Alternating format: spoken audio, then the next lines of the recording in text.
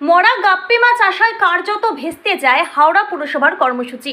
ফি বছর বর্ষা শেষে ডেঙ্গির প্রকোপ দেখা যায় হাওড়া শহর জুড়ে। এবারে আগে থেকে পুরসভার পক্ষ থেকে মশার বংশবৃদ্ধি রুখতে নর্দমায় গাপ্পি মাছ ছাড়ার পরিকল্পনা নেওয়া হয়।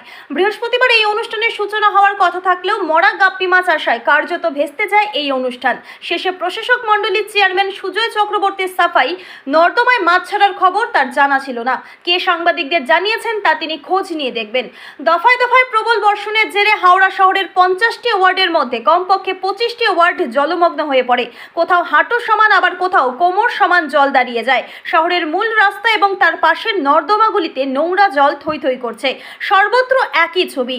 এর মধ্যেই হাওড়া পুরসভার পক্ষ থেকে ডেঙ্গি রুখতে নর্দমায় গাপ্পি মাছ ছাড়ার কর্মসূচি নেওয়া হয়। পুরসভার প্রশাসক মণ্ডলীর চেয়ারম্যান সুজয় চক্রবর্তীর সহায়ক সৌরভ দত্ত হোয়াটসঅ্যাপে সব সাংবাদিকদের সকাল 11টায় হাওড়া পুরসভার হেড অফিসে আসার জন্য অনুরোধ জানান। সেই মতো বৃহস্পতিবার সকালেই সাংবাদিকরা হাওড়া পুরসভায় পৌঁছালে দেখেন গাপ্পি মাছ বিতরণের কর্মসূচি নেওয়া হয়েছে। ছোট ম্যাটাডোর ভ্যানে করে প্লাস্টিকে মোড়া গাপ্পি মাছের চারা নিয়ে আসা হয়। পুরসভা চত্বরেই টেবিল সাজানো হয়। সেখানে আগে থেকে স্বাস্থ্য বিভাগের মহিলা কর্মীরা হাজির ছিলেন। তখনই লক্ষ্য করা যায় প্লাস্টিকের ভেতরে থাকা প্রায় সব মাছ মারা গেছে। দু একটা কোনো রকমে নড়াচড়া করছে। এই খবর প্রশাসক মণ্ডলীর চেয়ারম্যানের কানে যেতে তিনি অনুষ্ঠান বাতিল করে দেন বলে খবর।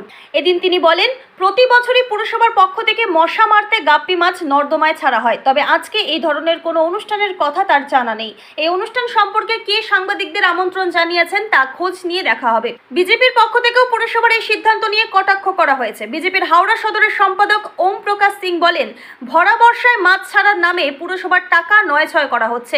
এমনিতে বৃষ্টির জল নামছে না, শহরের মানুষের ভোগান্তি বাড়ছে, সেদিক থেকে দৃষ্টি ঘোরাতে নাটক করা হচ্ছে। এর বিষয় যে এরমই আমরা প্রশাসক পেয়েছি, যিনি যার কথার কোনো দাম নাই। উনি এই তৃণমূলকে রিপ্রেজেন্ট করছেন, যাদের কথা আর কাজের তফাৎ আছে।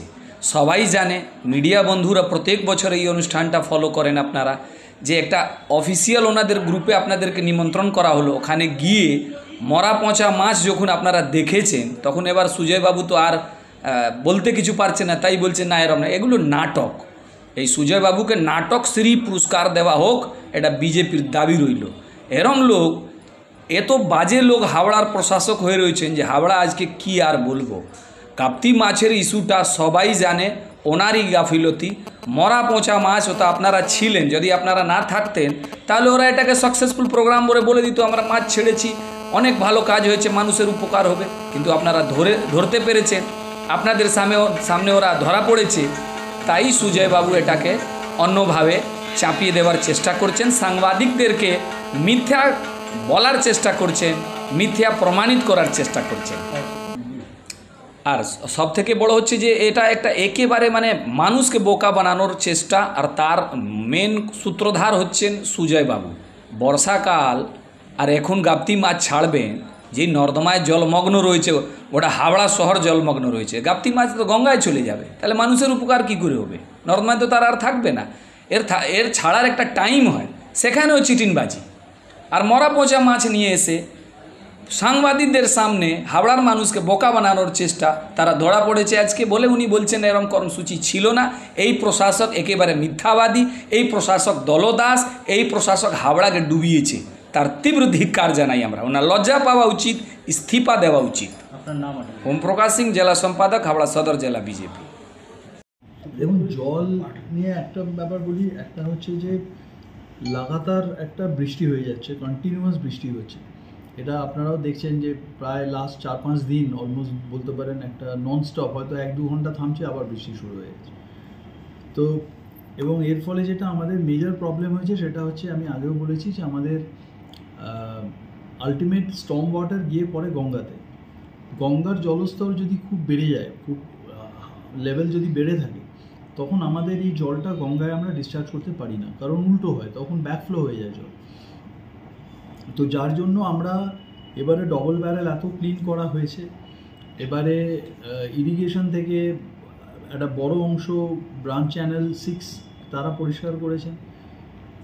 এতৎ সত্ত্বেও কিন্তু জল নামতে সময় নিচ্ছে। তার মেইন কারণ হচ্ছে গঙ্গার লেভেল বেড়ে আছে বলে। আমি তাও আপনাকে বলছি, আনন্দময়ী আশ্রমের সামনে শোলেনমানা সরণি, সেখানে এবারে অনেক কম জল আছে। আমাদের পঞ্চাননতলায় এখনও জল জমলেও জল খুব দ্রুত নেমে যাচ্ছে, যদিও গলিগুলোর ভেতরে কিছু জল আছে, আমাদের কাছে ইনফরমেশন আছে। এবারে সবথেকে বেশি আমাদের প্রবলেম হয়েছে নর্থ হাওড়ায়। নর্থ হাওড়ার জলের সমস্যা, মানে জমার সমস্যা হওয়ার মেইন একটা রিজন হচ্ছে ওখানে একসাথে অনেকগুলো এজেন্সি কাজ করছে। আপনারা জানেন ওখানে ওয়াটার ট্রিটমেন্ট প্লান্টের একটা কাজ হচ্ছে, একই সাথে ওখানে কেএমডিএ থেকে আবার ওই পাইপ লাইনের একটা কাজ বিভিন্ন জায়গায় চলছে। তো এর ফলে রাস্তাঘাট বিভিন্ন জায়গায় কাটতে হয়েছে, এবং যার জন্য জলটা নর্মাল রাস্তা থাকলে ফ্লোতে যেটা বেরিয়ে যায় অনেক জায়গায় বড় ডিচ হওয়ার জন্য সেই জলগুলো জমে যাচ্ছে। তো এবার নর্থ হাওড়াতে এটা একটা কারণ যে জলটা বেরোতে সময় লাগার। আর একটা আমাদের যেখানে যে দুটো জায়গা আমাদের কনসার্ন আছে, একটা হচ্ছে বেলগাছিয়া মোড়, বেলগাছিয়া অঞ্চল।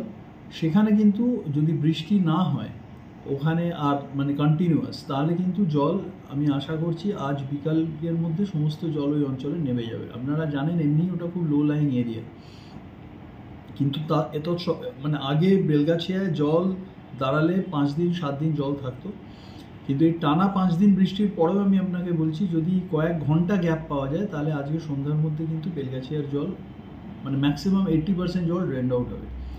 সেম টিকিয়াপাড়ার জন্য, টিকিয়াপাড়াতেও যদি এই লাগাতার 5 দিন বৃষ্টি হয়েছে, ওখানেও আমরা জানি বেলিলিয়াস রোড সহ ভেতরে ভেতরে কিছু কিছু গলিতেও জল আছে।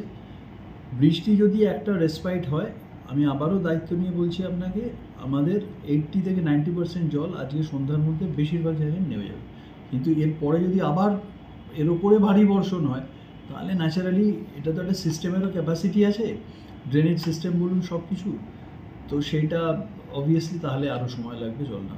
কিন্তু আমরা আমাদের এন্ড থেকে আমরা যেখানে যেখানে আমাদের যেরকম মানুষ ডিমান্ড করছেন আমরা সেখানে ত্রিপল পাঠানো, আমরা ড্রাই ফুডের অ্যারেঞ্জ করা, পানীয় জলের গাড়ি পাঠানো, এগুলো কিন্তু আমরা কন্টিনিউয়াস মানুষের পাশে আছি, মানুষকে সাপোর্ট দিচ্ছি।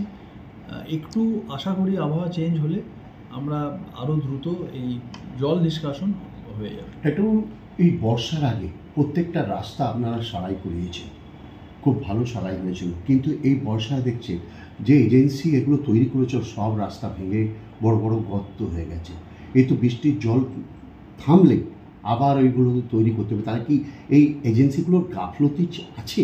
না, এটা কোন রাস্তা বলছেন আপনি? এটা বেলিয়াস রোড, নেতাজি সুভাষ রোড, শৈলেন মান্না সরণির ওই শৈলেন মান্না সরণি। এবার আমি 3টে রাস্তা ধরে ধরে বলছি আপনাকে, যে 3টে রাস্তা আপনারা বলেছেন। প্রথম হচ্ছে বেলিলিয়াস রোডের একটা বড় অংশ কংক্রিট হয়েছে, আপনারা দেখেছেন। যে পার্টে কংক্রিট হয়েছে সেখানে কিছু ভাঙেনি, সেখানে ইনফ্যাক্ট জলও দাঁড়ায়নি, ওই জায়গাটা ইনট্যাক্ট ভালো আছে, আমি নিজে ব্যক্তিগতভাবে দেখে এসেছি। ওর পর থেকে যে রাস্তাটা আছে যেটা বিটুমিনাস রাস্তা, ওই রাস্তাটা কিন্তু আমাদের একদম বাটার মোড় অবধি পুরো রাস্তাটা কিছুদিনের মধ্যেই ওই কাজ শুরু হবে কংক্রিটের, অর্থাৎ ওইখানে কিন্তু কাজ এখনও হয়নি। যে পার্টটা কাজ হয়েছে সেখানে কিছু ভাঙেনি। সেকেন্ড হচ্ছে শৈলেন মান্না সরণি, যেটা আপনারা বললেন, শৈলেন মান্না সরণি আপনারা জানেন ওটা এখন কিন্তু ন্যাশনাল হাইওয়ে অথরিটির আন্ডারে আছে। আগে আমরা করতাম, জবে থেকে ওই যে আমাদের কোনা এক্সপ্রেসের ওপর এলিভেটেড করিডোরের কাজ শুরু হয়েছে, ওই রাস্তাটা কিন্তু ন্যাশনাল হাইওয়ে অথরিটির আন্ডারে আছে। অতএব আমরা জানিয়েছি ওনাদের যে রাস্তাটার অবস্থা খারাপ আছে, ওনারাও বলেছেন যথাশীঘ্র সম্ভব ওনারা ওই রাস্তার মেরামত। বিশেষ করে আনন্দময়ীর সামনেটা আমি জানি ওইখানটা আমরা ন্যাশনাল হাইওয়েকে বলেছি, এবং আমাদের ড্রেনের যেটুকু যা কাজ আছে সেটা আমরা করে দেবো, কিন্তু রাস্তাটা ওনাদেরকে আমরা জানিয়েছি। আর থার্ড হচ্ছে নেতাজি সুভাষ রোড, আপনারা দেখবেন যে পার্টটা ম্যাস্টিক হয়েছে, অর্থাৎ ওই আমাদের যে গাছের যে মোড়টা আছে ওখান থেকে শ্যামাশ্রী মোড় থেকে যদি আপনি টুয়ার্ডস নতুন রাস্তা যান এবং ইভেন ক্রস করে আপনি রামরাজাতলার দিকে ঢুকে যান, ওখানেও কিন্তু যে রাস্তাটা ম্যাস্টিক হয়েছে রাস্তায় কোথাও ভাঙেনি। রাস্তাটার যেটা প্রবলেম হয়েছে সেটা হচ্ছে মল্লিক ফটক থেকে শ্যামাশ্রী অবধি এই পার্টের রাস্তাটাও কিন্তু কাজ ধরা আছে, সেই কাজটা এই বৃষ্টি একটু হলেই হবে। অর্থাৎ যে রাস্তাগুলো নতুন করেছি সেই রাস্তা ইমিডিয়েট ভেঙে গেছে এরকম আমার কাছে অন্তত কোনো ইনফরমেশন নেই। ডাক্তারবাবু, ঠিক কদমতলা বাজার ঢুকতে ওই জায়গাটায় যাতায়াত, আপনাকে যেটা আমি বললাম, যে রাস্তাটা ওই বেলিলিয়াস রোডটা যখন শুরু হবে, রিমেনিং পার্টটা যতটা আমরা কমপ্লিট করে দিয়েছি তার পরের পার্টটা, ওইটা কিন্তু ওই কদমতলা বাজার মানে বাটার মোড় অবধি আসবে ওই রাস্তাটা, অতটা পুরো কমপ্লিট হবে। ওটা হয়ে গেলে তখন এই ব্যাপারটা আর হবে না। ওটা কিন্তু প্যাচওয়ার্ক না ওটা ঠিক আছে, আপনি ঠিক কদমতলা বাজার ঢুকতে ডাউনের রাস্তাটা, হ্যাঁ, ওটাই তো যেদিকটা আপনাকে- বাজার বসে আমি ওই বুঝতে মুখটাতে পেরেছি। একদম একটা বিশাল গর্ত আমি হয়েছে। বুঝতে পেরেছি আপনি কোন দিকটা বলছেন। আমি বলছি যখন এই কাজটা হয়ে আসবে, ওই বাটার যে দোকান, হুম, ওই বাটার দোকানের মোড় থেকে রাস্তাটা ঘুরে ওই অবধি আসবে, আচ্ছা আচ্ছা, অতএব তখন পুরো রাস্তাটাই হয়ে যাবে। ঠিক আছে।